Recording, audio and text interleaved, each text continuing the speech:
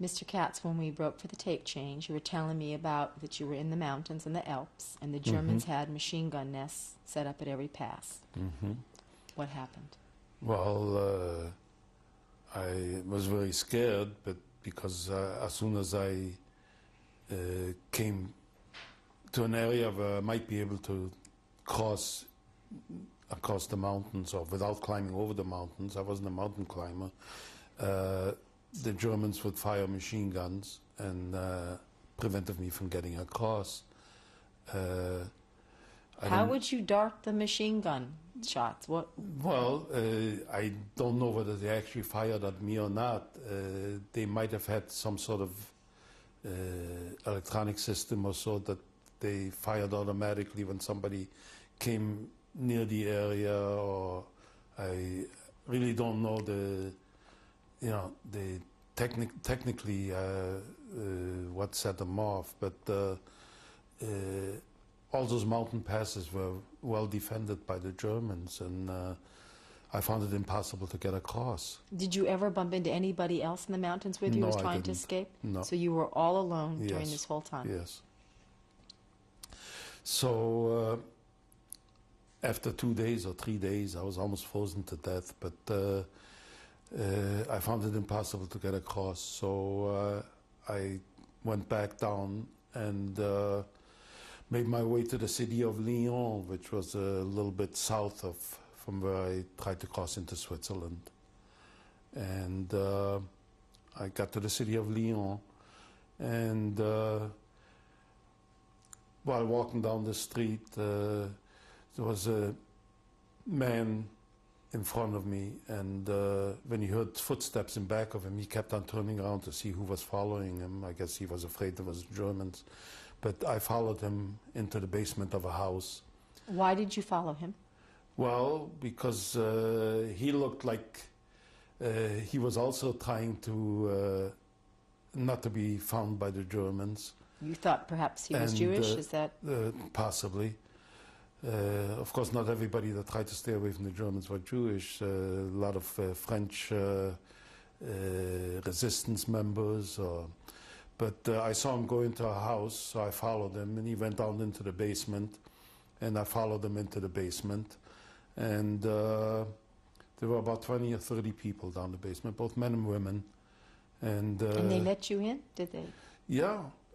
He went down into the basement, so I followed him, and I went in. And of course, the moment I walked in, I realized they were also foreigners, because they all spoke either Yiddish or German. And the man who I followed approached me and asked me a few questions as to where I came from. And I told him that I came from Leipzig.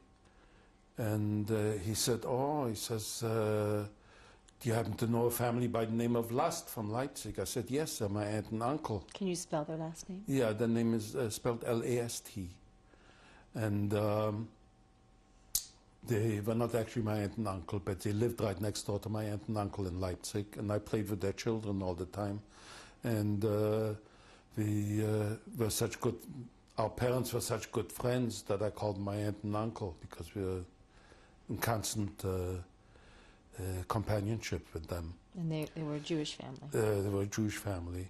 So he says, they live here in Lyon, or they wouldn't call it living, but they were in Lyon at the time. If you'd like to, I'll take you to them. So we went to an apartment house, and they were all living in a one-room apartment. And as well as we knew each other in Germany, they were afraid to talk to me, and talk to me just in whispered tones. Excuse me. Because you never knew who was walking by in front of the apartment house. And of course, if they heard somebody talking German or Yiddish in the apartment, would have, given away our identities. So we only spent a few minutes together, and then I left the apartment. by any chance, did you ask them if they knew anything about your parents or your grandparents? Like I said, they were deathly afraid to talk to me. Because you never knew who would hear voices from inside. And German soldiers were walking by in front of the house, and a lot of the French people who collaborated. So we spent a few minutes there, and then I left and went back with the man who took me there and went back to the basement. Now, when you were walking the streets, did the German soldiers or anybody ever come up to you? Anyone ever suspect you of being Jewish? We saw German soldiers, but we were not accosted by any of them. How do you have an explanation for that? Well, they didn't stop everybody on the streets. We had to try to stay away from where they had roadblocks set up, where they would stop everybody and check identity papers. Of course, we didn't have any papers, so we would have been in serious trouble if we would have been stopped. But we did make our way back to the basement where I originally went. But Lyon was a very heavily guarded city by the Germans. Had a large garrison there. As a matter of fact, the commander of the German forces, Klaus Barbie, was tried not too long ago as a war criminal. He was responsible for killing several thousand people, and was finally condemned to death a few years ago. But because of the fact that there were so many Germans there, I had to get away from Lyon and started back on the road and went to the city of Grenoble, Grenoble. Before you started back, did anyone give you a meal? Did you receive any provisions in any way? That basement where those 25, 30 people were hiding, I had food there. They were able to steal whatever they could or obtain whatever food they could, and they would prepare it for everybody. As a matter of fact, that's how I still remembered my good manners in Germany. Before you sat down for a meal, you wished each other guten Appetit, which is a healthy, hearty appetite. And when I first walked down that basement, people were getting ready to eat, and I said in German, guten Appetit, because everybody there spoke German. And that's when the man asked me where I came from. That's when he realized I was also from Germany. But anyway, I made my way from there to the city of Grenoble, which was a little further south in France, also in the mountains, a mountain area. It was a beautiful city, high up in the mountains. And I got to Grenoble, and the same problems existed in Grenoble. It was a large city, and Germany had a large garrison there, and would have been very difficult to hide. So I ran into some members of the French resistance in Grenoble. Now, what do you mean you ran into? What happened? Well, when you're alone like this, you have to confide in somebody. And I met people, literally people on the street, and they took me in their confidence, and I explained them my situation, my problem, and one thing led to another, where they introduced me to some members of the French resistance. Of course, it had to be done hidden in a basement someplace. Do you remember any names? No, any leaders? No. But from talking with them, they told me that I wouldn't be safe in Grenoble either, because Germany had such a large garrison there. And they suggested a village which was high up in the Alps, about 20 miles from Grenoble. And the village was Villard-de-Lans, was spelled Villard, and D-E and capital L-A-N-S. And they told me to contact the Catholic priest in town because he was very sympathetic to the French forces of the interior or the French resistance movement. And was he the leader in this town, or he was the priest? A priest? No, he was the Catholic priest, but a lot of the members of the Catholic Church were very sympathetic to the Jewish plight. Do you recall his name, Mr. Katz? No, we just addressed him as Monsieur le Curé, which was the formal way of addressing a priest. And but anyway, I made my way to that village and went to the church and introduced myself to the priest. And he right away took me into his residence and sent his housekeeper out to get me some clean clothes and new shoes. And for the first time since 1939, I felt like a human being again, being able to wear clean clothes and being fed properly. But the priest hid me in the church for a good 2 months, and little by little the Germans became suspicious of the priest. Do you remember anything that he used to say to you about being Jewish and hiding? One thing he told me is, David, he says, the Germans have taken away your parents and they have taken away all your possessions. There's one thing they can't take away from you, that's your Jewish heritage. And I remember it to this day, which was, very nice for somebody of a different religion to impress on me. What else do you remember about this priest's character? As a young boy, what stood out in your mind? What stood out in my mind? The way he befriended me, number one, and the interest that he took in me. We started talking about my parents and about them being musicians and how I liked music.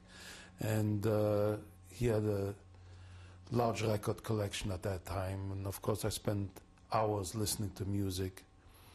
And it felt great. I mean, it made me forget some of the things that I've been through. And felt as though I was beginning to lead normal life again. So up until this point, since you'd been separated from your parents, who would you say had been the most kind and helpful to you? Would have been that priest. And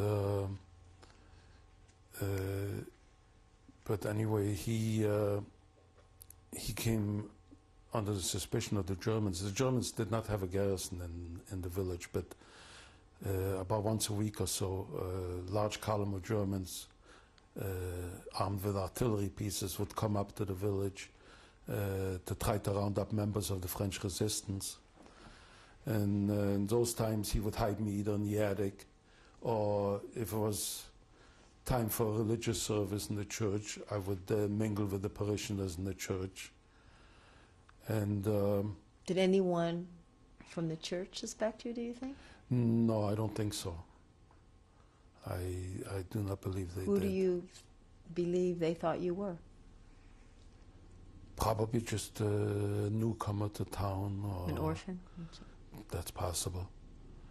But as far as I know, the only one that in the church who knew was the priest and the housekeeper, the priest's housekeeper.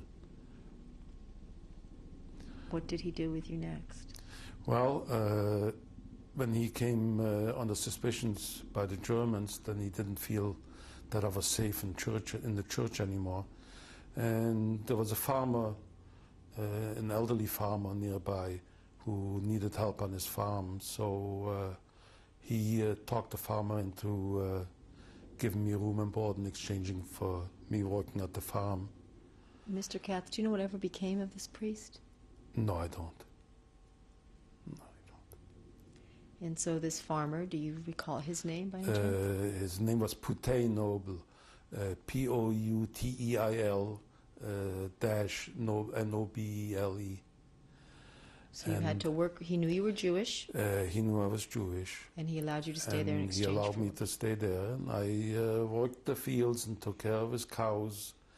It was totally strange to me. I mean, I wasn't raised in a farming community or anything, far from it. How did you learn? And whatever he told me to do, I did. Used to go out in the field and pull up the potatoes and carrots from the ground, or hold the plow while the cows were pulling the plow, or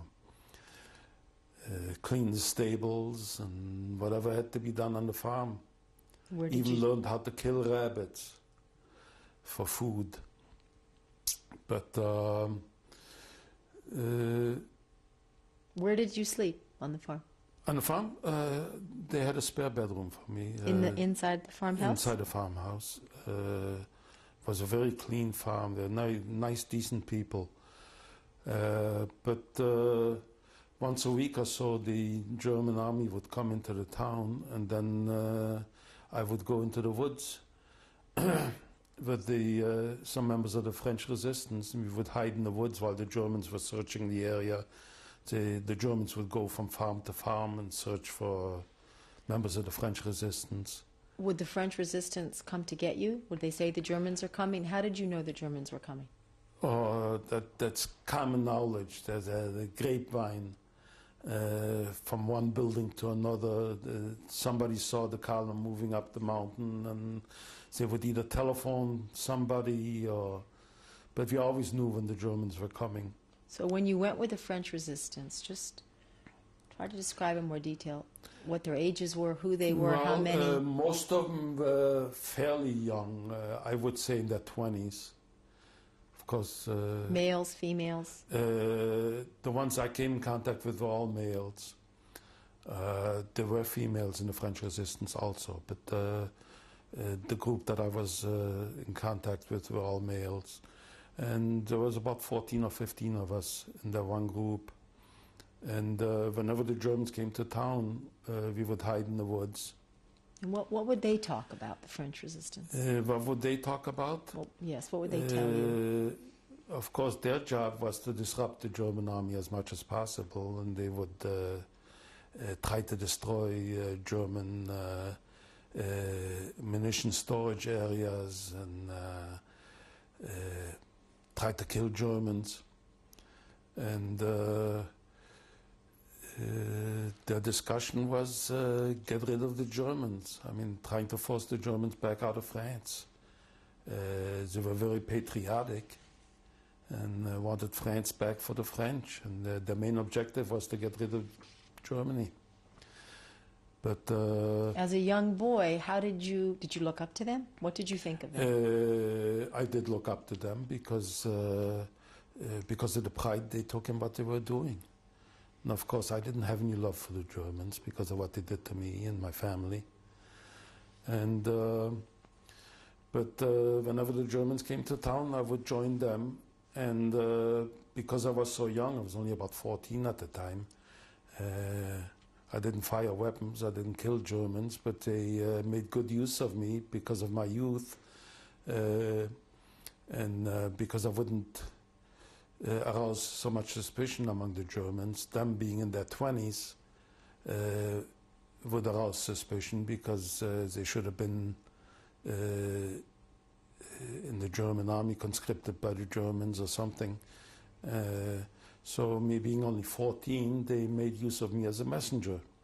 And because they couldn't use radios or telephones to relay messages to other groups of resistance in the area, everything had to be done by word of mouth. So I would deliver messages as to where we were located, if they had to contact us, and what our number was, and what kind of weapons the group had, and if they were running low on ammunition and they needed ammunition.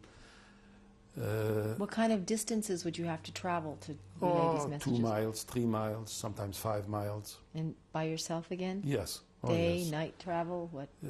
Whenever. But were you ever afraid during this time? Oh, I was afraid from the time I was 8. fear was a constant companion in those days. I mean, you never lived without fear of being discovered or caught. And as a matter of fact, on one of those trips where I delivered messages, of course all the messages were verbal, because in case you were stopped and searched, you know, I couldn't take a chance on carrying any paperwork with you. Coming back from delivering a verbal message to one of the groups, all of a sudden Germans jumped out from both sides of the road. They were like in a ravine on the side of the road and yelling at me, Hände hoch, hands up, in German. So I raised my hands, and they asked me what I was doing. I said, well, I just came from a neighbor's farm, and I'm going back to the farm where I work. And I pointed right in that direction. And of course I couldn't let on that I understood German, because then they would have questioned me, how come you speak German? And my Jewish nationality, my Jewish origins would have been brought to the surface. So I spoke French to them and motioned the farm, but they talked to each other, and of course I understood everything they said, and they discussed taking me to Gestapo headquarters for questioning. So What were you thinking at this point? At this point, that it was the end of me, because when the Gestapo questioning meant torture and trying to get all the information possible out of you. And so I knew the end was near, that you know, I had finally been caught. And just as we started to march towards the town where they were going to question me, some members of the French resistance fired on the Germans. And in the confusion, I was able to get away and made my way back to the farm. Did any of the French resistance help you get back, or you ran back on No, your I own? went back by myself. Did the French resistance know who you were when they started firing? Did they recognize you, or? Probably not, no, because they were not the same people that I was in contact with. It was another group. And, but they saw German soldiers, and their mission in life was to kill Germans. At any point, did you pray? Did I pray? Inwardly I did, not out loud. In those days you prayed continuously. Whether God knew it or not, I don't know, but I hope he did. As they were marching you back, as the Germans were marching you, you were 13. Did you cry? I was Did you say 14. anything? I was You were just I newly was 14. a little right? over 14 at that time. Crying, no. There was no time for crying in those days. You know, when things are that bad, you grow up awfully fast. I was 14 going on 40. It's the things that I had to do to survive, and it's not what a normal 12 or 13 or 14-year-old does. So you made your way back to the farm. Mm-hmm. And what happened next? Well, next, about that time, the American Army and the Free French Army from North Africa invaded France, the southern part of France. And they made their way northward and pushed the German army back north. And looked like peace was imminent, that finally would, you know, all the nightmare would be over. So I stayed on that farm, well, till the Germans were chased away and Paris was liberated. Do you have a date in mind when this happened? Well, this was 1944, sometime in 1944. And in 44 might have been, well, by then it was probably early 1945. But when Germany surrendered, I made my way to Paris.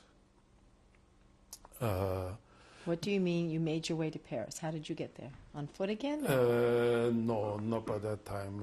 Most of it was on a bus. We got some help from some of the immigrant aid societies in France, and they provided me with enough money to make my way north. And I made my way towards Paris. And were you asking about your parents at this point? not till after I got to Paris. But when I got to Paris, I spent some time in an orphanage outside of Paris, but spent very little time there. Do you recall the name of the orphanage? No, I don't. It was in the town of Montmorency, Montmorency, but I don't remember the name. I have to jump back a little bit because I forgot one important factor. Before I left the village where I worked on the farm, when the American army moved up from southern France and they pushed the Germans through, I befriended a chaplain in the American army. And of course I told him my story, and I told him that I had relatives in Buffalo, New York.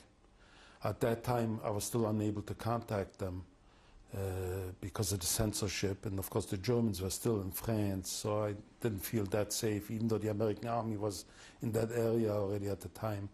But I remembered my uncle and aunt's address in Buffalo. Didn't have it written down any place, but I did remember the address, and I asked him if he could get in touch with them through military channels, because that wouldn't be censored by the Germans or by the French collaborationists. And he did, and he contacted my aunt and uncle in Buffalo. So by the time I got to Paris, I was able to get in touch with them. And when I was in the orphanage, also, I have to jump back a little bit. When I was in Lyon, I befriended a woman in Lyon, a Jewish woman. And when I told her that I was studying music and about my parents, she says, "Oh, I have a cousin in Paris who's a well-known composer and pianist." And she gave me her name and address. And again, I remembered that I couldn't write it down.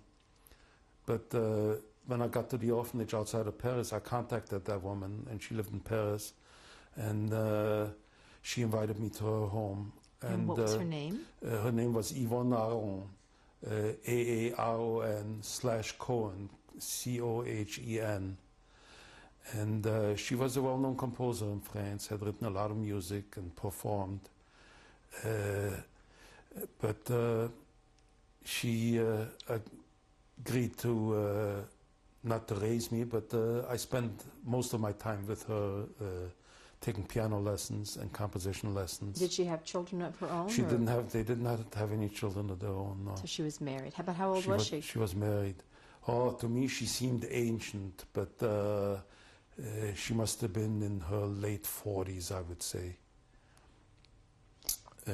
As a matter of fact, well, it'll come back later on. When my wife and I were married in Paris, she was one of the guests at our wedding. But, and where were you living at this time? Well, I was living at the orphanage, but I spent more time with her in her apartment, in her home, than I did at the orphanage. Mr. Katz, we're going to break here for a tape change.